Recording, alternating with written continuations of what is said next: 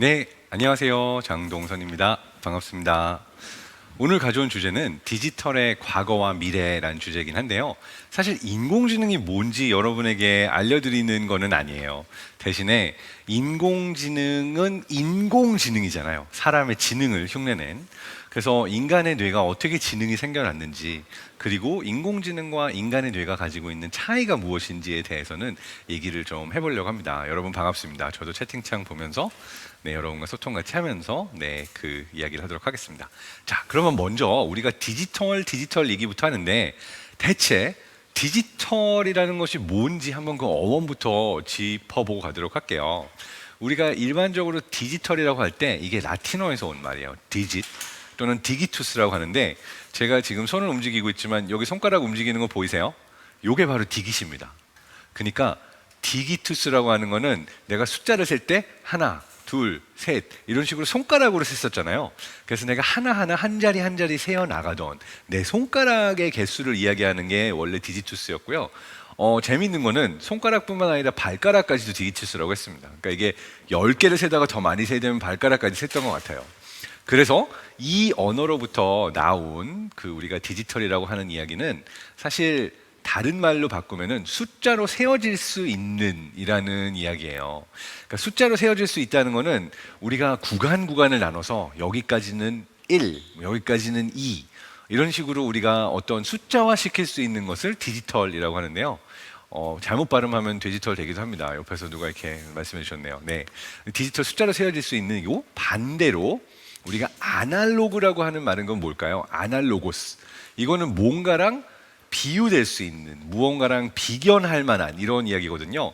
그러니까 예를 들어서 장동선이 아날로그다라고 그러면은 그냥 나를 있는 그대로 다 똑같이 복사를 해서 어딘가 놨다. 그러면은 이거는 아날로그라고도 할 수가 있는 건데, 복사하는 과정에 있어서 뭐 코의 위치가 어디, 눈의 위치 이걸 다 숫자로 하나하나 바꾼 다음에 다시 나를 만들려고 했다. 그러면 이제 디지털의 방법으로 만든 거죠. 그러니까 우리가 뭐 찰흙을 빚어가지고 만드는 것들은 아날로그 방식이라고 할 수가 있는 거고, 그게 아니라 3D 프린팅을 할 때 쫙 내 얼굴의 하나하나의 좌표들을 따따따따 다 잡아내가지고 이런 걸 기반으로 우리가 숫자화해서 만든다고 하면 디지털이라고 얘기를 하는 겁니다. 대표적인 예가 디지털 아날로그 중에 이제 MP3 플레이어랑 LP가 있죠. 소리를 들을 때 소리의 음파 자체를 우리가 숫자로 만들어가지고 파일로 플레이할 수 있는 게 MP3, 그 디지털 방식으로 듣는 거고, 아날로그는 대표적으로 아마 아실지도 모르겠지만 LP라고 그래가지고 다이아몬드 바늘이 LP판이 돌아가면 따다다 요 진동들을 그대로 느껴가지고 그대로 옮겨주게 하는, 그러니까 통으로 복사하는 게 이제 아날로그 방식이라고 할 수가 있는 거죠. 맞아요. 진솔님 아날로그 시계라고 한 것도 마찬가지로 내가 시간이라는 거를 디지털 그 숫자의 자리로 보고 있는 이런 제가 삼성 차고 있는 것 같은 이런 밴드나 이런 시계 같은 경우는 디지털 방식인데, 예전의 시계는 톱니바퀴가 하나하나 돌아가면서 이렇게 시침, 분침이 움직였죠. 이게 아날로그죠. 자, 이걸 그냥 기본으로 우리가 지금 너무 쉽게 디지털 세상, 뭐 아날로그 세상이라고 하고 있지만, 사실은 구간을 나눠서 우리가 이걸 숫자로 만들 수 있는 거를 다 디지털이라고 얘기를 합니다. 그렇다면 뇌는 어떨까요? 뇌가 가지고 있는 것이 되게 재밌는 게 두 가지가 다 있어요. 그러니까 뇌를 그냥 이렇게 뚜껑을 열어보면은 그 안에는 사실 생물학적인 굉장히 많은 세포들과 조직들이 있거든요. 굉장히 아날로그예요. 되게 노이즈도 많고. 근데 그 안에서 신경세포와 신경세포가 신호를 처리하는 방식은 뭐 아니면 도예요. 그러니까 바이너리로 0 아니면 1. 그러니까 마치 디지털 신호에서 우리가 컴퓨터 코딩을 할 때도 기계가 알아들을 수 있는 기계 언어까지 내려가려면 0, 1 이런 이진법적인 형태로 커뮤니케이션을 하는 것처럼, 뇌 안에서도 대부분의 신경세포가 서로 주고받는 신호는 0 아니면 1로 되어 있다라고 얘기를 합니다. 그런데 사실은 좀 더 복잡한 거예요. 이게 그래서 오늘 이야기의 시작점입니다. 0, 1 그것만 보고 우리가 이제 인간의 뇌 안에 있는 신경세포들이 정보를 주고받는 방식을 복사해서 모방해서 만든 것이 인공지능이라고 할 수가 있고요. 데이터 처리 방식이라고 할 수가 있는데, 사실은 뇌 안에는 조금 더 복잡한 얘기가 숨어 있습니다. 그래서 그 이야기를 지금 한번 얘기를 해보려고 그래요. 그래서 조금 굉장히 많이 이제 역사 속으로 들어가서 첫 번째 질문을 다뤄보도록 하겠습니다. 바로 뇌의 과거와 미래라는 이야기인데요. 여기는 어디까지 들어가냐면은, 여러분 그런 생각해 본 적 있어요? 내가 뇌가 왜 있지? 뇌가 왜 있을까? 뇌가 있어서 힘들다는 생각하지 않나요? 그래서 첫 번째 질문은 이겁니다. 우리는 왜 뇌를 가지고 있을까요? 뇌라는 게 대체 왜 필요할까? 가끔 우리 보면요, 뇌 안 쓰는 것 같은 애들이 있어요. 그럼 걔네들한테 이런 아메바 같은, 이렇게 뭐 단세포 같은 이런 얘기 하죠. 실제로 단세포 생물의 대표적인 예가 아메바고, 아메바는 뇌가 없습니다. 그냥 세포 하나니까. 근데 살아있기는 해요. 아메바 같은 단세포도 이게 뇌가 없고 생각을 안 하는 뿐이지 살아있긴 해요. 살아있다는 게 뭘까요? 생명을 정의하는 방식이 여러 가지가 있지만, 살아있다는 거는 기본적으로 대사라는 게 돼야 돼요. 속된 말로 하면 먹고 싸고가 돼야 되는 거예요. 양분이 있는 곳으로 가서 양분을 받아들이고, 내가 이걸 소화를 시켜가지고 필요 없는 것들을 배설하는, 그냥 이 과정이 대사. 그러니까 살아있기 위한 가장 기본인 거예요. 먹고 싸고 대사라고 할 수가 있는 거죠. 근데 이게 사실 이것만 하면은 삶이 재미가 없잖아요. 그러니까 뭔가 이 대사를 하다가 살기 좋은, 생존에 유리한 환경에 가게 되면은 모든 생명체는 또 복제를 하려고 해요. 단세포 같은 경우에는 진짜 세포 복제를 하니까 무성생식이라고 할 수가 있고, 조금 더 발전하게 되면은 우리가 DNA를 조금씩 바꾸면서 서로가 내가 갖고 있지 않은 거, 네가 갖고 있는 거 합쳐가지고 유성생식, 뭐 암컷과 수컷이 만나는 방식이죠. 이런 형태는 이제 자기 복제나 생식을 합니다. 그리고 나서 이제 그 안에서 조금씩 실수가 생겨요. 컴퓨터 코딩하다가 실수가 나면은 이게 프로그램이 안 돌아가기 때문에 디버깅을 해야 되지만, 진화의 과정에 있어서는 그 실수 하나하나가 진화예요. 그런 이 세포에서 일어난 어떤 실수들 하나하나가 또 생명을 만듭니다. 자, 정리해 보자면 진짜 단세포도 살아서 필요한 것들은 다 해요. 대사, 생식, 진화. 그렇죠? 자, 근데 왜 뇌가 필요할까요? 그냥 단세포로 살면 편하지 않나? 계속 뭐 좋으면은 번식하고 증식하고, 안 좋으면 가만히 있고. 자, 이렇게 생각을 해보면 사실 우리가 뇌가 생겨난 거를 이렇게 수억 년의 지구의 역사를 보면, 바다에서 생명체가 생겨났다가 식물까지 갔다가 육지로 올라와서 동물이 생겨났잖아요. 그러니까 가장 큰 뇌가 있는 이유는, 첫 번째 이유는 그겁니다. 외부 변화가 왔을 때 내가 능동적으로 대응하기 위해서 뇌가 생겼다고 해요. 그러니까 동물은 움직일 동자잖아요. 그러니까 쓰나미를 한번 상상해봐요. 갑자기 엄청나게 막 수온이 올라가고 바닷속 화산이 폭발해가지고 물의 온도가 올라가고, 그것뿐만이 아니라 막 쓰나미가 왔다. 그러면은 미생물, 아메바, 단세포, 집신벌레, 얘네는 그냥 쓸려가야 돼요, 쓰나미에. 마찬가지로 식물의 경우에도 내가 쓰나미가 오는 거를 뭐 미리 보고 도망갈 수도 없고, 그냥 그 상황에 나는 수동적으로 반응밖에 할 수 없는 거예요. 베스트가 살아남는 거. 그렇지만 내가 뭔가 살아남는데 할 수 있는 건 없어. 반면에 동물은 내가 능동적으로 대응을 할 수 있어요. 쓰나미가 몰려오면 감각기관으로 저기 파도가 온다라는 거를 알아차리고, 내가 운동기관으로 열심히 도망가서 살 수가 있는 거예요. 그래서 동물이 가지고 있는 능력은 환경 변화에 대응하기 위해서인데, 동물에서 뇌가 생기게 된 진화의 과정을 보게 되면 방금 말한 것과 같은 과정이 반복이 돼요. 가장 원시적인 뇌의 경우에는 감각기관이 있고 빛을 느낄 수 있고, 그 다음에 운동기관이 있어요. 기어가건 뭐 정말 다양한 방식으로 움직일 수 있는 운동기관, 그리고 그 둘을 연결해주는 신경절이 바로 최초의 뇌가 됐다라고 얘기를 합니다. 감각기관과 운동기관을 연결해주는 그 신경절이 뇌로 진화를 한 거죠. 그래서 지금 보는 거는 예쁜 꼬마 선충이라고 하는데, 얘 같은 경우도 뭐 아주 기초적으로 신경이 연결되어 있긴 한데, 정말 뭐 뇌라고까지 부르기에는 정말 원시적이긴 하지만 그러한 게 있죠. 자, 이렇게 감각기관과 운동기관을 연결시키면요, 아주 간단한, 진짜 이 연결만으로 뇌가 하고 있는 기본의 행동을 코딩할 수 있고 프로그래밍 할 수가 있습니다. 예쁜 꼬마 선충의 경우는 실제로 로봇으로도 만들어져 있는데요, 굉장히 간단해요. 자, 지금 보고 있는 거는 우리가 비클이라고 하는 이제 조그만 미니 자동차, 뭐 미니 로봇 같다고 생각하면 돼요. 두 가지가 있어요. 앞에 센서 두 개가 있고, 얘네들은 빛을 감지할 수 있고, 그리고 바퀴 두 개는 바퀴 모터예요. 그 자체로 모터가 달린 바퀴예요. 자, 여기에서 센서 두 개를 내가 직렬로 직접 오른쪽 센서가 오른쪽 바퀴로 연결되고 왼쪽 센서가 왼쪽 바퀴로 연결되게 연결을 해주거나, 아니면 반대로 크로스로 연결해 주거나, 이 차이에 따라서 얘가 두 가지 행동을 보입니다. 빛을 향해서 가거나, 아니면은 빛을 보면은 도망가거나. 생물학 강의가 돼버리긴 했는데, 이게 중요한 게 우리 인공지능에서 또 코딩에서의 많은 원리들이 사실은 이 생물학적인 기본 지식, 뇌가 어떻게 생겼는가부터 왔기 때문에 진짜 역사까지 들어가서 뇌가 왜 있나 얘기를 하려고 합니다. 재미있는 거는 요런 예쁜 꼬마 삼충이나 곤충까지는 뇌를 우리가 알아요. 몇 개 신경세포가 있고 어떻게 연결되어 있는지. 그래서 그걸 그대로 우리가 코딩을 해가지고 정말 아두이노 얘기도 했지만 우리가 프로그래밍을 해가지고 이 행동들을 흉내낼 수 있는 정도로 이해가 가능하다라고 하는 거죠. 자, 근데 여기에서 오늘 주제가 그거잖아요. 인공지능과 그 인간의 뇌가 다른 점이 무엇인가? 약간 스포일러로 시작을 하게 되면 최근에 실리콘밸리와 IT 기업들에 있는 여러 연구자들이 지능이라는 거, 인공지능이라는 것에서 왜 우리가 인간보다 계산도 잘하고 바둑질도 잘 두고 뭐 워크래프트나 스타크래프트도 잘할 수 있는데 인간을 못 넘어서는 걸까? 그러니까 AGI라고 부르는 Artificial General Intelligence, 그러니까 정말 보편적인 사람처럼 모든 걸 다 배울 수 있는, 혼자 뭘 배워야 되는지 찾아서 배우는 이런 애를 왜 못 만드나라는 질문을 하면서 지금 요 교수님이 얘기하고 온 것 같은 얘기를 보고 있어요. 뭐냐면 뇌 자체가 감각기관과 엄청나게 많은 세포만 있어서 되는 게 아니라 운동기관이 없어서가 아닐까라는 생각을 하는 거예요. 그러니까 이게 요즘 조금 바뀐 뷰라고 할 수가 있는데, 실제로 우리 이세돌 구단하고 알파고 대국 생각해 보면 엄청나게 수는 잘 봤지만 막상 바둑알을 집어서 두는 거는 알파고가 스스로 못 해가지고 아자황이라는 구글 직원이 대신해 줬죠. 그러니까 그만큼 얘가 바둑수도 잘 보면서 걸어 다니거나 문 열거나 이런 것들을 하는 게 어려운 거예요.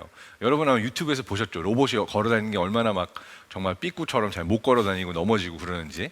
자, 다시 돌아와서 이 원리가 있는 이유가, 이 볼퍼트 교수랑 뇌과학자들은 이렇게 얘기를 합니다. 우리가 뇌를 가진 이유는 운동 능력이 중요하다. 움직이고 액션을 취하기 위해서 중요하다라는 얘기를 하죠.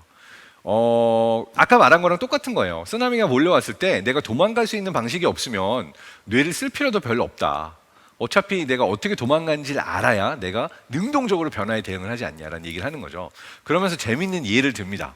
무슨 예를 드냐면요, 재밌는 생물 중에, 생물학 한 번 더 나오는데요, 어떤 유충을 얘기하냐면은 해삼 멍게과에 조그만 그런 생명체를 보여주는데, 얘는 유충 때는, 어릴 때는 뇌도 있고요.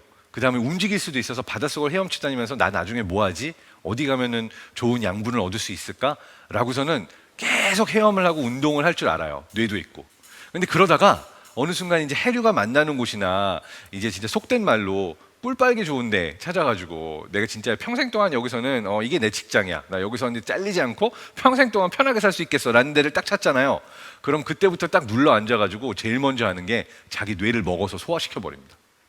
그래가지고 그 다음부터는 평생 동안 움직이지도 않고 어차피 움직일 필요가 없으니까 그 자리에 딱 앉아서 양분만 계속 흡수를 하면 되니까 자기 뇌를 먹어서 소화시켜 버리고 평생을 어떤 존재로 사냐면은 저기 보이는 것 같은 양분이 들어온 입이 있고 다 소화하면은 내보내는 항문이 있고 이 두 가지만 가지고 평생 동안 이제 진짜 글자 그대로 속된 말로 꿀 빨면서 사는 애가 됩니다. 자, 이걸 얘기하면서 말하는 게 뇌가 있는 이유를 이제 알겠지. 뭔가 변화가 있으면 대응하고 양분을 찾아 나서고 내가 스스로 움직일 수 있는 능력이 있어야 하지 않은가라는 얘기를 하는 거죠. 자, 그래서 이제 뇌 얘기 거의 다 갔고요. 자, 이제 뇌 얘기로 빠르게 수억 년을 우리가 한번 종합해 보면 이렇게 종합할 수 있을 것 같아요. 점점 복잡해졌죠. 단세포에서부터 어류, 양서류.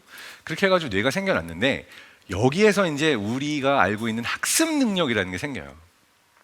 그러니까 어류는 우리가 이런 얘기를 하죠. 물고기의 경우에는 기억을 잘 못하죠. 그럼 뇌가 이제 생겨나서 내가 외부 환경에 대응을 하는데 그러기 위해서 필요한 것이 무엇이냐면요, 바로 기억을 하고 학습을 하는 거예요.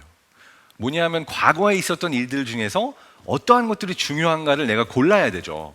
그러니까 엄청나게 많은 데이터들이 쌓이는데, 그렇죠? 매일 하루하루 데이터가 쌓이는데 이 데이터를 그냥 무조건 다 내가 저장소에 넣어놓는다고 쓸모가 있지 않잖아요. 그러니까 그 데이터를 넣어놓지만 그 중에서 내가 필요할 때 꺼낼 수 있는 기억이 뭐고, 그 중에서 이제 학습이라고 하는 거는 이게 쓰나미를 알려주는구나, 이게 변화를 알려주는구나 하고 엄청나게 많은 데이터 중에서 뭐가 쓸모 있는지를 내가 고를 수 있는 능력이 생긴 게 뇌예요. 근데 이거는 여러분이 코딩을 하는 데 있어서 되게 중요한 거예요. 엄청나게 많은 양의 코드가 있다고 또는 엄청나게 많은 빅데이터가 있다고 쓸모가 있는 게 아니라 내가 첫 번째로 질문해야 될 거는 엄청나게 많은 양의 데이터가 있지만 이 데이터의 쓸모를 어떻게 끌어낼 것인가. 과거에 일어났던 일들, 쌓여있는 데이터 중에서 어떠한 것을 내가 뽑아낼 것인가 라고 하는 그 메커니즘을 찾아내야 되는 게 첫 번째 숙제거든요. 근데 인간의 뇌의 경우에는 기억과 학습의 메커니즘으로 이걸 찾아냈어요. 그런데 여기에서 우리가 이제 기억과 학습으로 오게 됐는데 뇌가 두 개의 서로 다른 길을 가요. 뇌가 점점 커지죠. 맞아요. 지금 뇌가 점점 커지고 요즘 여러분 이런 식으로 또 디스한다고 들었어요. 요즘 굉장히 뇌과학적으로 디스를 하시던데 누가 이제 좀 이렇게 어떤 애한테 이런 얘기도 한다고 하잖아요. 넌 뇌에 주름이 없냐? 이거 엄청난 디스예요. 20주 태아부터 주름이 생기고 18주 태아까지는 주름이 없고요. 지금 보시는 이 생물들 중에서 파충류까지는 주름이 없어요. 조류부터 이제 약간 생기기 시작해서 포유류만 주름이 있습니다. 뇌에 주름이 있는 애들하고 없는 애들하고 학습하는 방식이랑 기억하는 방식이 달라요. 뇌에 주름이 있는 애들은 용적이 늘어나고요. 그 다음에 뇌에 주름이 있는 애들은 포유류이기 때문에 엄마 젖을 물고 어려서부터 이제 교육을 하면서 학습한 양이 엄청나게 많아지는 반면 파충류의 뇌까지는 필요한 정보가 다 있어요. 필요한 정보가 다 있어가지고 내가 태어나자마자 그냥 수영도 할 수 있고 뛰어갈 수도 있고 잡아먹을 수도 있고 덩치만 키우면 돼요. 그러니까 이거를 인공지능 알고리즘으로 얘기하게 되면 파충류의 뇌까지는 내가 필요한 기본 데이터를 다 넣어준 거예요. 따로 내가 세상의 데이터를 찾아갈 필요가 없이 데이터가 다 들어있어서 내가 알고 있는 데이터대로 그냥 찾아가지고 다 내가 그냥 태어나자마자 행동을 하면 되는 거죠. 가끔 농담처럼 이런 얘기도 해요. 신라의 대왕 박혁거세는 뇌에 주름이 없었을 거다. 아래서 태어났기 때문에. 그러니까 태어나자마자 걸어다니고 모든 걸 할 수 있었겠죠. 자, 이게 뭔가 부럽고 좋은 일 같지만 왜 공룡은 멸종하고 인간은 살아남았는가라고 하게 되면 조금 더 어렵지만 어떤 상황에서도 새로운 데이터를 봤을 때 그걸 학습해가지고 그것의 의미를 내가 찾아낼 수 있는, 말하자면은 기존의 데이터가 이미 다 프로그래밍 돼 있어서 들어있는 게 아니라 유전자에 내가 어떤 데이터를 받을지 몰라. 어떤 데이터가 들어올지 전혀 모르고 세상이 바뀔 수도 있고 더 많은 변화가 있을 수도 있지만 어떤 데이터를 가지고도 나는 학습을 해가지고 살아남는 법을 알아낼 수가 있는 거죠. 그게 바로 포유류의 뇌입니다. 맞아요. 뇌에 주름이 있는 아이들의 뇌가 바로 이렇게 학습을 하라고, 공부를 하라고 생긴 뇌인데 이게 이제 여러분을 고생시키긴 하는 거죠. 태어나서부터 엄마 아빠한테 배워야 되는 것도 많고 학교까지 가가지고 엄청나게 많은 데이터를 학습하고 그래야지만 내가 이제 사회에 나갈 수 있는 그런 어떤 포유류의 뇌의 끝판왕이 되게 된 이야기가 여기까지 이제 뇌의 진화의 이야기였어요. 긴 얘기였는데 여기서 중요한 건 이거예요. 데이터가 다 들어있어서 쓸 수 있다고 이게 파워풀한 알고리즘이 아니라 사실은 굉장히 많은 빅데이터의 양을 프로세싱 하려면 내가 계속해서 새로운 데이터가 들어오면 어떤 걸 버리고 어떤 거를 내가 계속 테이크하고 그 다음에 그걸로부터 어떻게 의미라는 거를 코딩해가지고 또 활용을 할 것인가 라고 하는 메커니즘들을 생각해내야 되는 거죠. 자, 그래서 뭐 우리가 간단하게 뇌를 정리하면 본능적인 뇌, 그냥 아까 본 것처럼 센서 있고 운동기관이 있는데 둘을 그냥 연결해주면서 기본적인 행동은 도망가거나 아니면 빛의 소스를 향해 다가가거나 이런 거는 이제 파충류 레벨까지 우리가 그냥 정말 센서랑 운동기관 연결해줘가지고 프로그래밍을 할 수 있는 행동인 반면 포유류까지 오거나 인간까지 오게 되면은 놀라운 능력들이 생겨요. 뭐냐면 다른 개체도 인지하고 감정도 있고 그리고 내가 스스로 나를 봤을 때 내가 이렇게 하고 있구나라고 하는 메타 인지와 메타 선택도 할 수 있게 돼 있죠. 여러분도 내가 이러면 딴 사람이 나를 어떻게 생각할까라고 하는 것들을 생각할 수 있는 것처럼 여기서 이제 여러분에게 드리는 일종의 생각 숙제는 이거죠. 파충류의 뇌까지는 코딩하기 쉬울 수도 있지만 우리가 가지고 있는 감정이라는 건 왜 있을까? 그러니까 감정이라는 걸 코딩의 언어로 우리가 번역해서 이야기를 해보면 이런 거거든요. 얘는 중요해. 얘는 건들지 마 라고 하는 형태로 어떻게 보면 내가 필요한 곳에다가 하나의 태그를 해놓은 거예요. 아, 이거는 이렇구나. 이거는 감정이 내게 굉장히 긍정적인 감정을 주는구나. 굉장히 부정적인 감정을 주는구나 해서 그냥 정보가 빅데이터로만 막 들어오는 게 아니라 그 정보 중에 어떤 것이 유용하고 어떤 게 위험하고 어떤 정보를 내가 더 많이 사용할지 그 정보 자체의 데이터 레이블링이나 태깅을 해주는 형태로 발전한 것을 우리의 감정이라고 설명할 수도 있는 거죠. 자, 그리고 이제 메타인지까지는 아직 이루어지지 않았어요. 자, 여러분 되게 소프트웨어 강연을 원하는 것 같네요. 너무 뇌과학 이야기를 오래 했는지 모르겠습니다. 자, 그래서 두 번째 파트로 그러면 넘어가도록 할게요. 자, 인간의 뇌와 인공지능은 그렇다면 어떻게 다를까? 저는 오늘 요청받았던 주제가요, 인공지능 설명하는 것보다는 인간의 뇌가 인공지능과 어떤 차이가 있는가라는 부분의 내용이었어요. 그래서 인간의 뇌가 인공지능과 세상을 보고 프로세싱하는 방법이 어떻게 다르며 우리가 배울 수 있는 것들은 무엇이 있을까라는 얘기였는데, 그래서 이런 질문이라고 할 수가 있는 거죠. 인간의 뇌가 기계와 어떻게 다른가? 그 질문에 몇 가지 답이 있을 수가 있어요. 그러니까 첫 번째 그 질문이라고 할 수 있는 거는 이거예요. 인간의 뇌는 100개의 뇌가 있고 똑같은 정보를 보여줘도 다 다르게 보는 반면, 센서와 감각기관과 그 안에 들어있는 프로세서나 이게 모두 다 똑같고 똑같은 알고리즘을 넣은 100대의 기계라고 한다면 이 100대의 기계는 똑같이 반응을 해야 되는 거겠죠. 그러니까 기계나 프로그래밍의 입장에서 보면은 인간이 하고 있는 많은 것들 또는 생물학 시스템을 보면 엄청나게 노이즈가 많은 그러한 시스템이라고 볼 수가 있는 거예요. 반면에 인간의 입장에서 보면은 소프트웨어나 이제 컴퓨터로 프로그램하는 것들 자체는 노이즈가 많이 없는 반면 다 똑같은 거죠. 우리가 복사를 할 수가 있는 거죠. 그래서 인간의 입장에서 보면 우리는 모든 뇌는 특별하다라고 얘기할 수 있는 반면, 기계의 입장에서 또는 인공지능의 입장에서 보면 인간은 너무나 불완전하다 이렇게 얘기를 할 수도 있는 거죠. 지금 얘기를 하면서 이제 이게 소프트웨어고 대체 내가 뇌 이야기를 왜 듣고 있어야 되는가 아마 궁금해하시는 분들이 많을 거예요. 근데 뇌과학과 인공지능이 서로 굉장히 밀접한 관계가 있어요. 그냥 요 얘기 하나 해주면 될까요? 삼성전자, 저희 지금 삼성에서 하고 있는 행사잖아요. 삼성전자의 AI 리서치 센터장, AI 연구 총괄 사장님이 뇌과학자세요. 물론 인공지능 연구도 하고 있지만 세바스찬 승 사장님은 뇌과학 연구를 해서 인간의 뇌 안에서 정보가 신경세포와 어떻게 연결되어 있는가를 연구하시던 분인데 지금 삼성전자에 오셔서 AI 리서치 총괄을 맡고 계시죠.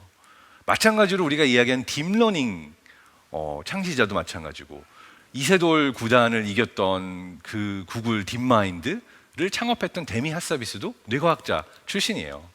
그래서 굉장히 재미있는 게 우리가 이게 전혀 상관없는 이야기 같지만 사실 인간의 뇌나 생물학적인 시스템이 문제 해결을 어떤 방식으로 하는가를 보고 있으면 그러한 것들이 사실 우리가 프로그래밍하고 코딩을 하는데도 많은 아이디어를 줄 수가 있습니다. 네, 자. 좀 재미있게 강연해달라고 하셔서 인간과 인공지능이 서로 어떻게 세상을 다르게 보는가에 대해서 몇 개 좀 재미있는 슬라이드를 갖고 왔어요. 자, 여러분은 인간이라고 가정을 하고 어떤 게 강아지 엉덩이고 어떤 게 식빵인지 구분이 가시죠? 강아지 엉덩이와 식빵 구분 가시죠? 근데 인공지능은 굉장히 많이 헷갈려하는 그러한 시각적인 자극 중에 하나예요. 둘 중에 어떤 게 어떤 건지 그냥 언뜻 보면 비슷해 보이는 것도 있지만 잘 구분이 안 가는 거죠. 그 이유는 이유는 조금 이따 얘기를 해야 되겠네요. 자, 식빵 말고 다음 예도 보여드릴까요? 자, 요 강아지랑 치킨, 요것도 구분을 잘 못합니다. 저 강아지랑 치킨도 인공지능은 두 가지가 되게 비슷하다고 생각을 해요. 그래서 두 가지의 차이를 잘 구분하지 못하고요. 그리고 고양이랑 카라멜 뿌린 아이스크림, 눈 감고 있는 고양이랑 카라멜 아이스크림, 요것도 구분을 잘 못한다고 합니다. 물론 잘 못한다고 해서 구분할 수 있는 알고리즘으로도 발전을 당연히 시켰겠지만 이걸 처음에 이제 알아내고 와, 이걸 왜 구분을 못하지? 우리 인간의 경우는 보자마자 바로 아는데? 라고 생각할 수 있겠죠. 또 잘 구분 안 가는 거, 요건 아마 자주 보셨던 사진일 수 있어요. 블루베리 머핀과 저 강아지 얼굴, 요것도 구분이 잘 안 가죠. 근데 잘 생각해보면 요게 구분이 왜 안 가느냐라고 봤을 때 인간의 뇌가 잘 구분하는 정보가 있어요. 뭐냐면 생물과 무생물을 구분을 잘해요. 방금 보여드렸던 게 고양이, 강아지 전부 다 생물이었잖아요. 근데 인공지능의 경우는 생물과 무생물의 차이를 잘 구분하지 못해요. 정말 시각적 자극만을 가지고 보려고 하는 반면 우리 인간 그리고 동물의 뇌의 경우에는 눈이 달려 있거나 심지어 눈을 보여주지 않아도 다른 살아있는 생명체에 대해서는 굉장히 잘 디텍션을 하는 그런 경향이 있습니다. 왜냐하면 그게 굉장히 중요한 정보거든요. 그래서 여기에서도 사실 중요한 거는 어떠한 걸 우리가 빠르게 인지할 수 있다라고 했을 때 어떠한 조건 검색을 하고 어떠한 것이 중요한지 그 웨이트를 걸어주는 게 프로그래밍 하는 데 있어서도 굉장히 중요해요. 모든 데이터가 똑같이 의미 있는 데이터가 아니라 이 중에서 어떤 것들이 노이즈고 어떤 게 의미 없는 데이터를 내가 어떤 방식으로 골라내게 해줄 것인가 라고 하는 것이 굉장히 중요한 포인트 중에 하나입니다. 자, 그리고 인간과 이제 인공지능의 차이를 조금 더 이제 뭐 보여주는 예를 세 가지 갖고 왔는데요. 일단 인간의 뇌가 가지고 있는 또 신기한 게 있어요. 우리는 인간이 없는 곳에서도 인간을 봐요. 그러니까 인간의 뇌가 아까처럼 생물, 무생물 구분만 잘하는 게 아니라 너무 살아있는 존재, 다른 인간에 대한 관심이 많다 보니까 어떠한 정보를 주더라도 인간을 우선으로 디텍션 하려고 감지해내려고 노력을 합니다. 대표적인 예로 이건 나뭇잎이에요. 낙엽, 나뭇잎. 근데 알고 봐도 입술처럼 보여요. 우리 눈이 이걸 입술이라고 인지를 하는 거죠. 또 다른 예도 있습니다. 또 다른 예의 경우에는 바지. 근데 뭔가 눈이 있고 코가 있고 입이 있는 것처럼 보이면은 우리는 이걸 이거 뭔가 눈, 코, 입으로 보이네? 이렇게 생각을 하죠. 또 있습니다. 요거 뭐 이제 심지어 표정까지 보이죠. 이게 수도꼭지긴 하지만 뭔가 눈, 코, 입이 있다라고 보이는 그러한 신호들에 대해서 뇌는 이거를 인간이다라고 인지하려고 하는 경향이 있습니다. 파레이돌리아라고 할 수가 있는 건데 이걸 뭐 이제 코딩으로 놓고 보면 약간 오버피팅 돼 있다고도 할 수 있는 거죠. 뭘 해도 인간처럼 생길 수 있는 거면은 다 인간이라고 판단을 해보니까 이 부분에 있어서 약간 판단 미스가 날 수도 있을 정도로 되어 있는 거죠. 네. 자, 그리고 두 번째 포인트, 요건 좀 중요하다고 할 수가 있는데요. 우리가 지난 수만 년 동안 이거는 잠깐 이렇게 설명을 할까요? 우리가 생각할 때 인간의 뇌를 마치 PC 한 대 또는 컴퓨터 한 대 각각의 개체로 놓고 생각할 때가 많죠. 근데 의외로 인간의 뇌는 지난 수만 년 동안 진화해 오면서 혼자 한 명의 단위를 기반으로 어떤 발견을 하고 진화해 오기보다는 연결을 위해서 진화를 했어요. 대표적인 예로 지금 들으면서 제 얘기에 대해서 공감을 못하고 웬 생물학이야 하고 있는 사람들과 그 다음에 오 재밌는데 빨려들어 이런 분들을 이제 뇌 스캐너에 넣고 만약 비교를 해본다고 한다면 제 이야기를 들으면서 오 재밌어 하고 있는 분들과 얘기를 하고 있는 제 뇌가 약 6, 7초 시간차를 놓고 싱크가 잘 되고 있을 거예요. 그러니까 뇌파 패턴이 비슷한 형태로 싱크가 되는 거예요. 그러니까 우리가 무언가를 이해했다, 배웠다라고 했을 때 가르쳐주는 사람과 배우는 사람 입장에 있어서 어떠한 일이 일어나냐면 뇌 안에서 실제로 이런 싱크가 일어나면서 내가 다른 사람이 생각하고 있는 거를 짐작을 잘하고 이해를 잘해서 오 이렇게 이해하는 순간, 그게 와닿는 순간 서로의 뇌파 패턴이 마치 비슷한 음파를 보이는 것처럼 싱크가 같이 되는 거예요. 근데 요 뇌파 싱크의 파워가 엄청납니다. 이 얘기를 왜 하냐면요, 우리는 매 순간 무언가를 배울 때 누구한테 잘 배우냐면 다른 사람이나 선생님이나 다른 사람이 이야기해 주는 거를 더 잘 들어요. 이거를 그냥 정말 쭉 텍스트를 읽어야 되거나 코드를 읽어야 되는 거는 피곤할 수도 있어요. 할 수 있지만. 그래서 우리는 늘 뇌 안에 어떤 식으로 이제 좀 지름길을 가지고 이해하려고 하냐면은 이렇게 한다면 얘는 어떻게 반응할까라고 다른 사람을 내 뇌 안에 넣고 내가 시뮬레이션을 하듯이 세상을 이해하려는 경향이 있습니다. 그리고 또 하나가 중요한데요. 이게 이제 어떻게 보면 굉장히 재밌는 여러분에게 드리고 싶은 메시지 중에 하나인데, 인간의 뇌가 지금의 형태로 커지고 진화하고 나서 지난 수만 년 동안 단 0.1%도 업그레이드가 안 됐어요. 그러니까 우리는 저 왼쪽에 있는 구석기 시대 동굴 인간, 흙파 먹던 그 시절의 인간의 뇌랑 지금 인공지능과 빅데이터로 프로그래밍을 하려는 소프트웨어, 이 지능 그 소프트웨어를 다루는 여러분의 뇌가 사실은 유전자만 놓고 보면, 생물학적 하드웨어만 놓고 보면 똑같은 거예요. 신기하지 않아요? 아니 저 구석기 시대 동굴 인간, 내가 어떻게 옷을 만드는지도 잘 모르던 저 사람들, 옷도 잘 못 입던 사람들의 저 뇌가 지금 우리 인공지능을 다루는 인간의 뇌랑 똑같다고? 그러니까 뇌 자체는 업그레이드가 되지 않았는데 두 가지가 발전을 한 거예요. 하나는 기술 혁신을 통해서 서로가 서로에게 정보를 전달해주는 연결의 방식이 더 발전을 했어요. 그래서 아까 뇌와 뇌가 연결되는 걸 보여준 이유가, 이게 한 사람이 가지고 있는 생각의 힘과 사람과 사람의 생각이 연결이 될 때 나올 수 있는 아이디어나 새로운 시각이나 솔루션이 늘 달랐어요. 그래서 사람이 발견한 모든 것들, 인류 기술 발전, 이 모든 것들은 연결과 연결을 통해서 나온 겁니다. 그러니까 한 사람의 뇌가 갑자기 천재가 되고 유전자가 막 갑자기 업그레이드가 된 게 아니라 우리는 똑같은 유전자를 갖고 있는데 얼마나 많은 다른 소스, 다른 사람들과 연결을 하면서 지식과 정보를 얻을 수 있느냐. 그러니까 이제 우리가 글자, 책 같은 게 생기면서 시간을 초월해서도 공간을 초월해서도 누구한테 지식 정보를 전달할 수 있게 된 거고, 그 다음에 증기기관의 발달, 차량, 뭐 기차의 발달로 더 멀리 떨어져 있는 사람한테도 지식과 정보를 줄 수 있게 된 거고, 말하지 않아도 알듯이 컴퓨터나 인터넷의 세상을 들어오면서 더 많은 정보를 얻을 수 있게 되면서 사실은 대학교도 들어가지 않은 여러분, 초중고 학생들이 정말 엄청난 또 프로그래밍 실력을 보일 수 있는 세상이 된 것도 그런 연결의 힘이다 라고 할 수가 있는 거죠. 자, 요 포인트에서 여러분에게 드리고 싶은 꿀팁, 팁이라고 한다는 건 이제 3주 동안 여러분이 이 대회에 참가를 하시잖아요. 그러면 되게 재밌는 게 MIT랑 하버드랑 독일의 막스 플랑크 연구소, 제가 다녔던 곳입니다. 그곳에서 어떤 실험을 했냐면 정말 혁신적인 아이디어를 만들어내는, 정말 최고의 성과를 만들어내는 사람들을 데이터 기반으로 예측할 수 있을까, 이런 실험을 했었어요.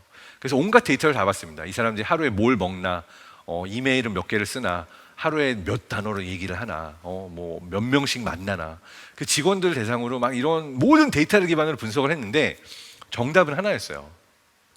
의외로 내 할 일만 하고 내 코딩만 하는 사람보다 굉장히 다양한 다른 부서의 사람들과 수다 떨기를 좋아하고 이 아이디어 어때? 라고 다양한 생각을 물어보면서 생각을 교류했던 사람이 혁신적인 아웃풋을 내고 좋은 결과물을 만들어내는 것을 정말 데이터로 예측이 되더라는 겁니다. 그러니까 여러분도 코딩을 하거나 좋은 아이디어가 있을 때 처음에 이걸 검증받는 가장 좋은 방법은 내가 혼자 굉장히 이거 킹왕짱이라고 생각하고 붙잡고 앉아서 하는 시간도 분명히 필요하지만, 깊이 파는 시간도 필요하지만 다양한 사람들한테 피드백을 받아보세요. 의외로 코딩 하나도 모르는 할머니, 할아버지, 엄마, 아빠 해주는 말들 중에 이거 괜찮은데? 뭐 모르고 한 얘기지만 괜찮아 라고 아이디어를 얻을 수도 있는 거고, 친구들 또는 잘 모를 것 같은 다른 사람들과도 많이 소통을 하고 물어보고 아이디어를 얻는 게 굉장히 중요합니다. 왜냐하면 우리 뇌가 깨어나면서 새로운 아이디어가 없고 어떠한 새로운 조합을 만들어내는 순간이 바로 이 연결을 통해서고, 우리 인간이 진화해서 이 인공지능까지 만들어낼 수 있게 된 우리의 파워도 바로 이 연결의 파워다라고 얘기할 수가 있어요. 마지막으로 요 파트인데 맞아요. 디자인 띵킹 되게 중요해요. 저도 이제 그 현대자동차 그룹에서 삼성 와서 이런 얘기 해도 되나? 네, 그 예전에 했던 국내 대기업에서 팀장을 했었습니다. 미래기술 전략팀장이라고 했었는데 그때 역시도 정말 그 가장 중요한 메시지 중에 하나가 어떻게 팀워크가 일어나고 어떻게 많은 아이디어들이 일어날 수 있는가, 이걸 하면서 디자인 띵킹을 사용을 많이 했었어요. 그래서 디자인 띵킹 방법도 도움 많이 될 거고요. 자, 이제 거의 마지막 파트라고 할 수 있는데, 뇌는 어떻게 신호 처리할까, 이 얘기는 아까 했죠. 뭐 기본적으로 0, 1처럼 디지털로 언뜻 보이긴 하지만 그거보다 더 많은 일들이 일어나고 있어요. 근데 그 더 많은 일들이 일어나고 있는 것 중에는 뭐가 있냐면 단순히 물리적인 레벨에서의 신호만이 아니라 이것들이 모여서 또 다른 의미를 가지게 되는 순간이 와요. 그러니까 여러분도 코딩을 하다 보면은 단순히 처음에는 그냥 요 데이터를 내가 프로세싱 해줘야지라고 쭉 하게 했다가 요거를 매크로로 만들고 요거를 이제 몇 레벨 올라가서 좀 더 쉽게 만드는 과정에 있어서 갑자기 되게 신기한 이거 되게 좋은데 신통방통한 어떤 펑션이 나오거나 어떤 아이디어가 나온 순간이 있을 거예요. 우리 뇌도 그런 식으로 세상을 보거든요. 그래서 재밌는 영상을 하나 보여드리고 거의 마지막 슬라이드니까 한번 보시도록 할게요. 자, 예를 들어서 여러분이 지금 점이 하나 왔다 갔다 하는 걸 보이죠? 누구나 이 왔다 갔다 하는 점 다 보실 거예요. 점이 또 하나 찍혀요. 또 왔다 갔다 해요. 학교, 집, 학원, 집, 학원, 집, 뭐 이렇게 왔다 갔다 하는데 점들이 하나하나 찍힙니다. 처음에 왔다 갔다 하는 건 의미 없는 것 같은데 그냥 또 왔다 갔다 하는 점이 또 하나 보이고 또 하나 보이고 또 하나 찍히면 어느 순간 왔다 갔다 하는 점들이 보이는 게 아니라 또 다른 무늬가 보이기 시작해요. 실제로는 계속 점들이 왔다 갔다 하고 있는데 우리 뇌는 왔다 갔다 하는 점들 위에 또 다른 패턴을 보기 시작합니다. 지금쯤 되면 보실 수도 있는데 바로 원의 패턴을 보기 시작하는 거죠. 사실 이게 되게 마술 같은 순간이에요. 내가 그냥 신호만을 하는 것 같은데, 코드 라인 하나하나만 쓰고 있는 것 같은데 이것들이 모여서 어떤 의미가 되는가. 그래서 디테일을 보는 것도 되게 중요한데 큰 그림을 보는 그런 연습을 하는 것도 굉장히 중요해요. 이것들이 모이면 무엇을 만들 것인가. 하나하나의 코드 라인은 잘 짜놨는데 얘네들이 모여서 어떻게 작용을 할 것인가에 대한 고민까지는 안 한 경우가 많잖아요. 모였을 때는 다른 것이 보이기도 합니다. 스티브 잡스 아저씨도 이런 비슷한 얘기를 했어요. 내가 의미 없이 살면서 점을 찍는 것처럼 보이지만 나중에 되면 그 점들이 다 모여서 내가 사는 이유, 내가 왜 이걸 했는지 하나의 그림으로 보이는 순간이 올 거다라는 되게 멋진 말씀 해주셨는데, 실제로 우리 뇌가 이런 식으로 보는 것처럼 여러분도 코딩을 통해서 아이디어를 실현시켜 나가는 과정에 있어서 이런 조그만 것들이 모여서 어떻게 큰 것을 만들고 더 큰 그림에 있어서 어떤 의미들이 있는지 이런 것들을 찾아 나가 보면 좋을 것 같습니다. 중요한 메시지는 이거죠. 우리 모두는 연결되어 있고, 그래서 우리의 아이디어도, 우리의 생각도, 우리가 하는 모든 것들도 연결되어 있습니다. 여기서 또 다른 연결의 꿀팁 하나 드리면요, 내 뇌의 연결 주파수를 심사위원들에게 한번 맞춰보세요. 이 사람들은 얼마나 많은 코드랑 프로그램을 봤을 거예요. 이들한테 신박할 수 있는 게 뭘까? 이들의 뇌에 내가 도킹을 해서 한번 상상을 해보고 뇌파를 싱크해보고 연결을 해봐서 어떠한 것들일까라고 생각을 해보면, 제가 약간은 그 심사위원님들의 말씀을 알 수 있는데, 단순히 코딩 잘하는 것만이 아니라 내가 어떤 문제의식을 가지고 있고 그걸로 인해서 세상 속에 어떤 정말 의미 있는 문제를 해결하려고 했는가, 이게 굉장히 중요한 조건일 거예요. 그래서 작은 것도 놓치지 않지만 큰 그림을 보고 내가 하는 것이 어떤 의미를 가지고 있는가, 이게 바로 그 의미를 생각할 수 있는 것, 큰 그림을 볼 수 있는 게요, 우리 인간의 뇌가 인공지능보다 뛰어난 점입니다. 왜냐하면 우리는 이걸 통해서 서로 다 연결이 되어 있거든요. 알버트 아인슈타인도 그런 멋진 말을 했어요. 아무리 기술이 발달하더라도 인간과 인간의 연결이 없어지는, 넘어서는 그게 없어지는 날이 오게 되면 바보들의 세상이 올 거다 라고 얘기를 했는데, 이 연결은 그래서 굉장히 소중하다 이런 얘기를 하려고 하고요. 실제로 세계 경제 포럼이나 굉장히 많은 어떤 그 국가나 기관이나 연구기관에서도 AI가 오는 빅데이터의 세상은 국가나 기관이나 연구소보다도 사람과 사람이 모여서 서로 문제를 해결하는 커뮤니티가 더 중요해질 것이다 라고 이야기도 하고 있습니다. 진짜 마지막 슬라이드고요. 여러분, 무엇이 될지 모르는 unknown을 known으로 잘 만들어 보시기 바랍니다. 자, 여러분 모두 화이팅! 네, 좋은 강연 감사합니다. 이제 박사님 강연을 좀 듣다 보니까 우리가 흔히 이제 사람은 어떤 신의 모습을 본따서 만들었다 뭐 이런 얘기들을 하잖아요. 그러니까 인공지능도 어떻게 보면 사람이 만든 거니까 이 사람에 대한 이해를 먼저 하는 게 좀 좋을 것 같다는 생각이 드네요. 오늘 이렇게 좋은 말씀해주신 박사님 너무 감사드리고, 혹시 질문이 있으시다면 여러분들 댓글창에 많이 남겨주세요. 인공지능 하면 딥러닝이나 머신러닝처럼 어려운 주제만 다루고 있는데, 혹시 우리 주변에서 쉽게 접할 수 있는 인공지능의 사례가 있을까요? 그러니까 이게 사실 우리 이제 인공지능 연구자들은 가장 최초의 어떤 인공지능을 만들어내게 된 그 기저에는 패턴 인식이 있다고 얘기를 해요.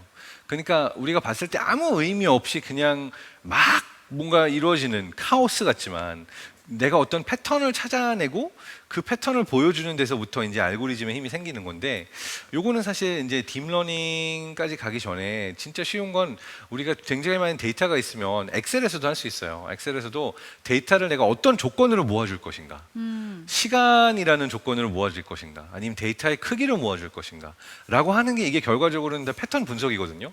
근데 그걸 내가 하나하나 모아줘서 얘는 크네 작네 작네 작네 해줄 수 있는 방법이 있는 반면, 내가 한 번 코드를 만들어 놓으면 그냥 매번 여기에다가 조그만 조건만 바꿔주면 얘가 알아서 다양한 패턴들을 다양한 어떤 축으로 분석해 줄 수 있게 하는 것들, 이것들도 사실은 인공지능이 점점 발전하게 된 가장 초기에 있는, 정말 가장 기초적인, 그러니까 생각보다 그렇게 아주 복잡한 게 아니라 그 시작점은 거기에 있다라고 얘기를 할 수가 있죠.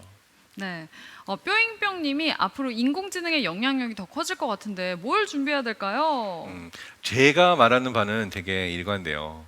인공지능은 데이터가 많은 곳에서 인간을 늘 이길 겁니다.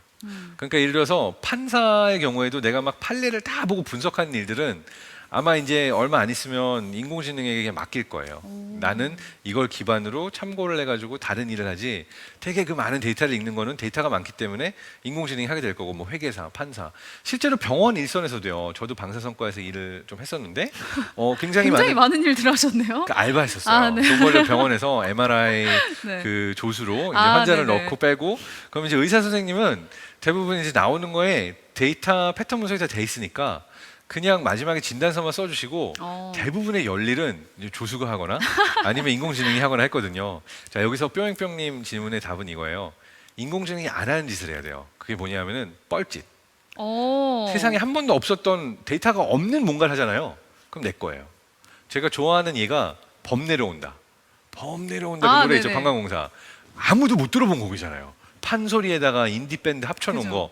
그러니까 어떤 새로운 장르를 만들어낸 거니까 이제 이게 생긴 다음에는 인공지능이 흉내낼 수 있을지언정 그게 생기기 전까지는 뭐 이런 게 다 있어? 없는 거니까. 그렇죠. 그래서 여러분이 인공지능의 영향이 더 커지는 세상을 준비하려면 남들이 안 해본 짓을 많이 해야 되고요. 남들이 다 하는 거 해가지고는 우리끼리 싸우는 게 의미가 없어. 나중에는 인공지능이 다 이기게 될 수 있습니다. 안 돼. 아, 또 이제 여러분들 머리가 또 아파지시겠네요. 네, 이윤지 님이 인공지능을 착한 쪽으로 활용한 사례가 있을까요? 네, 인공지능의 뭐 착하다 나쁘다는 사실 되게 인간적인 잣대잖아요. 맞아요. 그러니까 사실은 대부분 착한 쪽으로 저는 활용된다고 생각해요. 사람들이 너무 어려워서 내가 엑셀을 수만 개를 봐야 되는데 어려워 데이터 하는 거를 줘봐. 인공지능 시켜야지라고 해서 알고리즘을 짜면 얘가 나 대신해 주니까 되게 착한 거 아니에요? 그런 것처럼 네. 네, 대부분의 경우 착한 쪽으로 활용을 하는데 결과적으로 그게 착해지는지 나쁘게 되는지는 또 인간의 손 안에 있기 때문에 우리가 또 양심에 이렇게 손을 얹고 이 인공지능 프로그래밍을 할 때도 늘 이게 악용될 소지는 없을까라고 하는 걸 생각을 해야 되죠. 그러니까 좋은 의도로 만들어진 인공지능 알고리즘인데 성차별을 하거나 인종차별을 하거나 폭력에 쓰이거나 이런 예들이 꽤 많거든요. 그렇군요. 그 프로그래머들은 사실은 죄 없어요. 사실은 생각 안 한 죄밖에 없어요. 나는 착하게 좋은 의도로 만든 건데 나중에 유저들이 진짜 사악하게 따르증에 사용을 한 거거든요.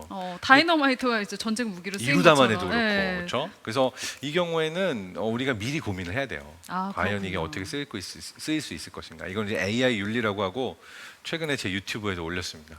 네, 유튜브 채널 홍보 한번 해주시죠. 네, 궁금한 예라고 하고요. 요즘 미래 기술이나 AI나 메타버스 관련된 내용들을 많이 리뷰하고 있어요. 그래서 혹시나 지금 질문 주셨는데 답변 못 받으셨으면 오셔서 영상 보시고 남겨주시면 댓글은 다 읽습니다. 네, 궁금한 네 채널로 들어가셔서 오늘 강연에 대해서 궁금한 점 있으시다면 네 댓글 남겨주시고 구독, 좋아요, 알림 설정까지 네 주소창 채널도요. 네, 좋습니다. 김진솔님이 우리가 실수하는 것처럼 AI도 에러가 아닌 실수를 한 적이 있나요? 늘 하죠. 근데 대부분의 경우에는 프로그래밍 한 사람은 실수해요. 내가 뭔가 하나를 놓쳐서. 근데 이제 AI가 하는 실수를 조금 더 하이 레벨로 보면 프로그래밍 자체는 완벽하게 됐는데 AI가 실수한 예가 어떤 게 있을 수 있을까? 예를 들어서 이런 거죠. 삼성의 최고의 인재를 채용하고 싶어. 그러니까 채용 알고리즘을 인공지능에게 맡기자라고 했어요. 근데 인공지능 알고리즘이 어떤 실수를 했냐면은 사람들이 예쁜 사람을 좋아하니까 채용 과정에 있어서도 예쁜 사람만 뽑는 거예요. 자, 인공지능이 여기서 이게 차별이 될 수 있다. 또는 이거 문제가 될 수 있다는 생각을 할까요? 아니죠. 그쵸. 실수라고 볼 수가 있는 거죠. 그렇죠? 네. 얘는 그냥 잘 뽑아서 사람을 잘 뽑으면은 사람들이 일하기 좋아하고 굉장히 일 잘할 수 있는 사람을 뽑겠다라고 했지만 어쩌다가 이제 알고리즘이 만약 잘못 짜여지게 되면은 그러한 조건이 들어가 버리게 되면은 이건 인공지능이 실수를 할 수도 있는 거죠. 그래서 우리가 어떠한 조건을 걸 때 어떤 웨이트와 어떤 데이터를 넣느냐가 되게 중요해요. 실제로 아마존이 채용 알고리즘을 만들었어요. 몇 년 동안. 근데 보니까 얘네가 백인 남녀는 되게 잘 구분을 하고 굉장히 이 사람들이 어떤 사람들이 잘 보는데 여성이나 유색 인종은 이 알아보는 정확도가 떨어지는 거예요. 그러다 보니까 차별이 일어날 수밖에 없잖아요. 결국 채용을 사람이 하기로 했다고 합니다. 그렇군요. 네. 그게 이제 아까 박사님이 말씀하셨던 이제 좋은 의도였지만 악용되는 사례 뭐 네네. 이런 걸로 볼 수 있겠네요. 네. 네. 네, 말씀하시죠. 그러니까 인공지능도 실수를 하는구나라고 하는데 이제 실수의 정의가 약간 좀 복잡하긴 한 거예요. 그러니까 인공지능은 시키는 대로만 하죠. 맞아요. 근데 원래 시키는 대로 하다 보니까 다른 분야에서 이게 실수가 되는 예가 있는 거죠. 근데 저는 궁금한 게 그게 사람의 입장에서는 그게 실수가 될 수 있지만 사실 인공지능은 실수한 게 없거든요. 근데 만약에 이제 질문자님의 의도를 제가 조금 헤아려 보자면 정말 우리가 하는 인간의 실수처럼 실수가 가능한지. 그렇죠. 왜냐하면은 네. 인공지능이 학습을 하려면 인간의 데이터를 가지고 학습하잖아요. 그러니까 인간이 하는 실수들이 아, 그대로 복제가 되는 경우도 되게 많은 거예요. 그렇군요. 우리 데이터가 완벽하지 않기 때문에 아, 보고 배워야 되는 존재가 완벽하지 않기 때문에. 네, 그런 네. 재밌는 현상이 또 발생하네요. 211님이 뇌를 가상으로 구현할 때 뇌의 모든 원자 구조를 복제하는 것, 알고리즘을 이용한 프로그래밍 중 무엇이 현실적이라고 생각하시나요? 굉장히 어려운 질문이에요. 그러니까 원자 구조를 네. 다 복제해도 크게 의미 없어요. 왜냐하면 매 순간 어떻게 변화하는가가 중요하거든요. 그러니까 이게 뭐냐면 내 삶 속의 모든 순간을 다 사진으로 찍는다고 그게 나라는 존재를 다 담을 수 있을까요? 아니죠. 또는 사진을 엄청나게 많이 찍어서 붙이면은 그게 이제 모션처럼 보일 수 있긴 하지만 그렇다고 그게 또 완벽한 모션은 아니잖아요. 그런 그쵸. 것처럼 원자 구조 하나하나를 복제한다고 해서 뇌는 다이나믹 시스템이라서 매 순간 바뀌고 있고 굉장히 많은 작용들이 나고 있는데 그것들을 다 우리가 보게 할 수는 없는 거죠. 그래서 이게 복잡하고 또 하나는 그 우리가 컨텍스트라고 부르는 맥락, 어떤 상황에서 어떤 반응을 보이는가가 또 순간마다 달라서 우리가 이제 실험실에서 누군가의 뇌를 정말 스캔해가지고 연결을 다 알아냈다고 했을 때 이게 어떤 상황에서 뽑은 데이터인지 다른 상황에 가게 되면은 또 다른 반응을 보이진 않을지 이런 것까지도 아직 우리가 다 알지 못하죠. 그렇기 때문에 인간의 뇌를 그대로 복제하는 것도 지금 한계가 많아서 전체를 복사하기보다는 우리가 알고 있는 파트들을 이제 보여주게 하고 있는 거죠. 신경과 신경의 연결망 이런 것들을. 그럼 프로그래밍은요? 프로그래밍 역시도요. 아직 완벽하지 않은 게 우리가 이제 그러니까 쉽게 말하면 이거예요. 우리 인간의 정보 전달 시스템은 뇌만 있는 게 아니고 유전자도 있어요. 그렇죠? DNA. 그렇죠. 근데 유전자가 정보를 전달하는 사이클은 내가 평생을 다 살고 다음 세대에 넘어가서 또 다음 사이클 되게 길잖아요. 네. 그러니까 이제 이 시간도 다르고 또 정보 전달 방식도 다르고 근데 사실은 유전자가 정보 전달하는 거랑 뇌가 정보를 받고 전달하는 거랑 되게 밀접하게 또 연관이 있어요. 그럼 예를 들어서 우리가 뇌를 완전하게 복제를 하더라도 유전자의 정보 전달 시스템, 그 휴먼 게놈 프로젝트와 브레인 프로젝트가 만나야 되는 포인트들도 있을 수 있는 거고 그러면은 이 둘 사이에서 놓치는 점들도 생길 수 있는 거고 그래서 그러니까 말하자면 알고리즘을 이용한 프로그래밍이라는 거는 일단 첫 번째 내가 어떤 데이터를 볼 것인가 다 보기 어려워요. 골라내는 과정이 항상 있고 그 다음에 골라낸 다음에 이거를 시뮬레이션에서 복제하는 과정에 있어서도 다 복제할 수 없기 때문에 또 여기서도 골라내야 되고 그쵸. 그 중에 이제 주요한 파트를 우리가 알고리즘으로 만드는 거거든요. 그러니까 이게 완벽하게 1대1로 다 복제한다라는 게 아니라 모델을 만든다. 그래서 우리 모델링이라는 얘기를 하는데 모델을 만든다에 가깝고 과연 그 모델이 그렇다면은 실제 나와 얼마만큼 닮았을 것인가. 요거는 이제 우리가 정확도를 점점 높여갈 수는 있지만 늘 이렇게 불완전함에 수렴을 하고 있죠. 불완전하죠. 네. 그럼 사실상 뭐 뇌를 가상으로 구현을 한다는 것 자체가 아직은 조금 말이 안 된다고. 아직은 보시네요. 시도는 하고 있어요. 왜냐하면 시도를 하는 과정에 의미가 있어요. 완벽하지 않더라도 그쵸. 시도하면서 뇌에 대해서 굉장히 많은 걸 알게 되고 또는 되게 멋진 새로운 프로그래밍 알고리즘이 태어나기도 하거든요. 딥러닝 알고리즘처럼. 그래서 우리가 이제 뇌를 연구하고 그걸 이제 복제하고 구현하려고 하면서 배우는 것들이 굉장히 많아서 이걸 하고 있다라고 하는데 이걸 이제 조금 인공지능 얘기로 넘어가면 방금 말씀드린 답을 약 인공지능이라고 그래요. 약 인공지능이요? weak artificial intelligence. 그러니까 약한 인공지능. 그러니까 우리가 진짜로 인간처럼 사고하고 인간을 뛰어넘는 초지능은 만들어질 수가 없지만 연구하면서 굉장히 많은 것들을 배운다라고 하는 인공지능의 어프로치가 접근 방식이 약한 인공지능이고 여러분이 이제 가끔 뉴스에서 보는 인간을 말살시켜 버릴 수도 있는 인간을 뛰어넘는 초지능, 뭐 슈퍼 인텔리전스 그리고 뭐죠? 하여튼 앨런 머스크가 무서워하고 영화에도 많이 나오는 이 초지능 네. 이걸 만들 수 있다. 난 이걸 만들겠다. 이런 접근을 하고 있는 인공지능 방식을 강인공지능, 그러니까 강한 인공지능이라고 얘기를 해요. 그래서 두 가지 뷰가 인공지능 연구자들 사이에서도 다 존재합니다. 근데 사실 이제 대부분의 과학자들은 현재는 약인공지능의 이제 효능이 되게 좋고 우리가 할 수 있는 것들이 많지만 진정한 강인공지능은 아직 구현되지 않았다. 제발 하지 않았으면 좋겠어요. 근데 너무 무서워요. 그래서 그런데 구현하려고 되게 노력을 많이 아 하고 있어요. 그래요? 죄송해요. 근데 너무 무서워요. 미안해요. 네. 다음 질문으로 넘어가 볼게요. 김소연님, 저는 이번 주소창 참여를 앞두고 있는 학생의 학부모인데요. 혹시 인공지능 관련해서 교육시킬 수 있는 추천할 만한 공부 방법 뭐가 있을까요? 저는 온라인에서 또는 게임을 통해서 많이 해보는 게 베스트예요. 아이가 재밌어하면서 할 수 있는 거, 그게 로블록스 같은 게임 안에서건, 뭐 마인크래프트 안에서건, 아니면 뭐 정말 게임을 만들 수 있게 뭐 알려주는 학원이건, 제가 볼 때는 학원 안 다니고 따로 안 해도 요즘 온라인에서 찾아서 공부할 수 있는 소스가 굉장히 많거든요. 그래서 진짜 인공지능 프로그래밍이야말로 이론으로 배울 수 있는 게 아니라 그냥 learning by doing, 내가 진짜 해봐야 되는데 재밌게 하면 할수록 더 빠져들고 잘할 수 있게 되기 때문에 그러니까 학부모 입장에서는 항상 얘가 지금 게임하는 거야 프로그래밍 하는 거야 이게 잘 구분이 안 갈 수 있지만 둘 다 같이 할 수 있으면 베스트죠. 네. 좋습니다. 아 근데 만약에 정말 이 부모님이라고 하시니까 만약에 아이를 인공지능에 대해서 교육을 시키고 싶다 그러면은 뭐부터 접근하는 게 좋을까요? 저는 기본적인 코딩 게임이나 이런 것들을 이제 앱으로 스마트폰 갖고 있거나 컴퓨터 갖고 있으면 깔아주면 좋을 것 같아요. 그래가지고 박사님. 네네. 박사님 유튜브 채널 홍보하셔서 거기 들어오시라고. 제 유튜브 근데 모르겠어요. 네. 제 유튜브 거기서 인공지능 팁을 그렇게 많이 주고 있지는 않아요. 아, 저는 그렇군요. 어떻게 말하냐면 네. 저도 인공지능 전문가가 아니거든요. 네. 그러니까 제가 이해할 수 있는 정도의 인공지능이면 여러분도 이해하실 수 있습니다. 이게 제 포인트지 최고의 전문가 네. 뭐 이런 건 아니에요. 그래서 네 그래도 고맙습니다. 홍보 팁 주셔서. 네. 네, 그래서 이제 코딩이나 게임 이제 간단하게 시작해 보시면 좋을 것 같다고 그렇게 질문에 답해 주셨습니다. 마지막 질문 받아볼게요. 쇼팽님이 인공지능이 우리가 어려워한 것을 대신하는 것처럼 우리도 인공지능이 할 수 없는 것을 대신해서 할 수 있는 게 있을까요? 아마 인공지능이 되게 쓸데없다고 생각할 것 중에 하나가 사람과 사람이 만나서 수다 떨면서 커피 마시고 시간 보내는 거라고 생각을 할 것 같아요. 네. 우리는 너무나 그 즐거운 시간이지만 인공지능에게는 쟤네들은 왜 이렇게 쓸데없는 얘기를 또 하고 웃고 저게 무슨 의미지라고 생각할 수도 있어요. 비생산적이라고 그렇죠. 생각하는군요. 그러니까 저는 우리가 어려워하는 것들을 최대한 많이 인공지능이 해주고 인공지능이 어려워하는 이렇게 사람 만나고 놀고 수다 떠는 것들, 그 뽀로로가 하는 것 같은 것들 이런 것들을 우리가 하면 좋은 세상이 올 것 같다 생각을 합니다. 네, 좋습니다.